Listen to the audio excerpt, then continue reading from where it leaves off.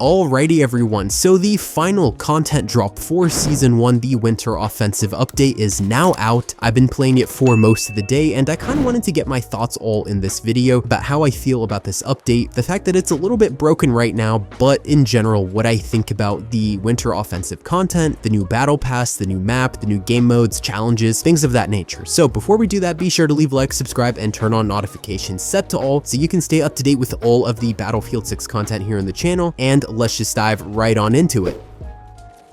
So let's start with the new map, which isn't really a new map, more like just a variant of an existing map in the game. So the Empire State map has been turned into a frozen battleground, and it's called Ice Lock Empire State. First off, there's not really much to say about this map. We already know what Empire State is as a map in the game. Definitely not my favorite map, but I am personally willing to play on it for the challenges, for the snowy kind of look to it. It is kind of fun to have a colder map, but what I would have liked to see is an actual new, more polar oriented map. That would have been really nice because then we would have had another map in the game. Obviously, it's still going to be winter by the time Season 2 rolls around, most likely in January, so I don't really expect that we are not going to be getting a new map anytime soon, but I am hoping to see a more winter-oriented map. I did notice a lot of people switch their camos to the winter-themed ones. I personally don't have a lot of those unlocked yet, so I was kind of playing the very specific classes that I did have them on. Obviously, it's not a requirement to have a snow-themed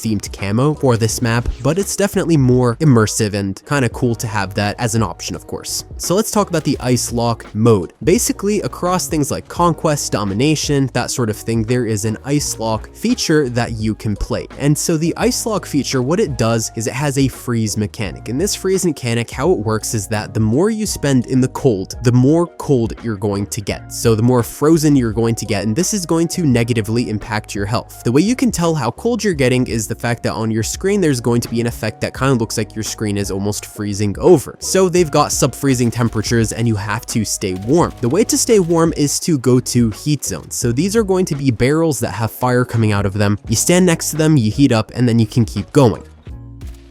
So I personally really liked this feature. I thought it was fun. It's nothing too crazy or sophisticated, but it does add a level of immersion to the fact that we are in a freezing map. To have a freeze mechanic just makes sense. Some of the challenges require you to be in a place that's basically frozen so that you can complete them. So it is incorporated well into the challenges, and you do have to do the challenges to complete the extra battle pass, which I'll talk about later in this video. One of the weird bugs that I will mention here is that I would try to load into an Ice Lock match and I noticed that there was no freeze mechanic and there were no heat zones. So it was kind of strange. I was in the cold map, I was in the Ice Lock Empire State map, and yet it wasn't an Ice Lock Conquest game. I have no clue what was going on, if that's a bug that's been happening. If more people have experienced this, let me know in the comments below if this happened to you when you were playing. But I did notice that some of my matches just didn't have the Ice Lock mechanic, which was kind of disappointing because by the time I noticed, I was like, well, I can't really complete some of these challenges if I can't play on the Ice Lock mode. Now, luckily, the Winter Offensive update doesn't require you, I think, to play in the Battle Royale. Personally, I didn't notice any Battle Royale challenges. I might have missed it if there were any, but I only saw things that you could do in the base game. That was something that really disappointed me with the California Resistance update, where I had 3 challenges left to complete and I just didn't complete them because they were Battle Royale related. I would have preferred if there was already a solos in Battle Royale so that I could actually complete those challenges without feeling too pressured. All it was completing some, for instance, matches of Battle Royale. So I could have done that, but I really didn't want to load in with other people because I just wanted to play those challenges. I really wasn't looking forward to playing Battle Royale stuff.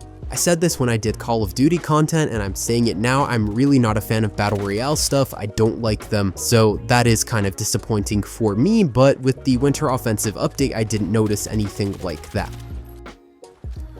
Like with the California Resistance update, of course, we have a new Battle Pass track, and most of this track is not my favorite. It's a lot of filler stuff, but there is a new polar themed kind of skin, or a snow themed skin, if you want to call it that. And then obviously the Ice Pick melee weapon, that's the last thing in the Battle Pass. So of course that is free, and if you don't own the Battle Pass, it doesn't matter. You're still going to be able to progress through it by playing the challenges for the Winter Offensive update. But if you own the Battle Pass, you obviously get the extra cosmetic cosmetic stuff like a weapon charm and things like that. There's also a free weapon blueprint in the store that you can grab, and you actually see me using it throughout this video. It's for one of the assault rifles, I completely forget which one, but you can see me using it with the assault class in the background at some points in this video. The only thing I did was add a scope to it because the base scope is not great. I'm using the 1.75 scope in case you want to equip that on your own weapons. In terms of general bugs and glitches, things of that nature, there's not really much to say. Like I said about the base game, it's kind of unchanged. The only things that were really different were obviously the new winter content, which is also in Portal as well. But the thing with the new update is that there were a lot of things broken. So first off, the menu and the UI, that was completely busted. So I would load into the game, and for the first match, it was fine. Like the things were working, the UI was fine, I could load into everything. Once the match ended, I would back out sometimes because I had to go check something in the menu or I wanted to play something else. And once that happened, basically what would occur is that you would scroll down, and let's say you click on breakthrough, for instance, it would just send me to the challenges tab. At first I thought maybe I had misclicked, but then I tried it with multiple other things and it would just continuously send me to the challenges tab. The text at the screen kept overlapping with the menu itself. Obviously something went wrong with this update and the UI, it's completely broken, and the only way to fix it is to back out of the game and restart it. And obviously that's not something that you want to do constantly when you're just trying to play for a couple of hours at a time, so that was very irritating. I wanted to get this video out, so I just kind of dealt with it, but I can definitely see how this might make somebody just kind of quit until it's fixed.